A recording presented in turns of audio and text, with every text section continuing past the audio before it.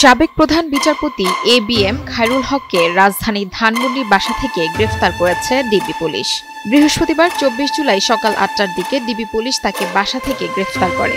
ডিবির যুগ্ম কমিশনার মোহাম্মদ নাসিরুল ইসলাম এ তথ্য নিশ্চিত করেছেন। তিনি বলেন, ৮টার কিছু সময় পর সাবেক প্রধান বিচারপতি এবিএম খায়রুল হককে তার ধানমন্ডির বাসা থেকে আটক করা হয়। এরপর তাকে ডিবি কার্যালয়ে আনা হবে। এরপর তার বিরুদ্ধে পরবর্তীতে ব্যবস্থা গ্রহণ করা হবে বলে জানান ডিবির এই যুগ্ম কমিশনার। দেশের ১৯তম প্রধান বিচারপতি হিসেবে এবিএম খায়রুল হক শপথ নেন ২০১০ সালের ৩০ সেপ্টেম্বর। পরের বছর ২০১১ সাল ১৭ মে ৬৭ বছর পূর্ণ হওয়ায় তিনি অবসর গ্রহণ করেন। বান্ডেল থাকলে প্রতি সেনমানিতে টাকা বাঁচবে। বিকাশ সেনমানি বান্ডেল কিনে জিতুন প্রতি লেনদেনে।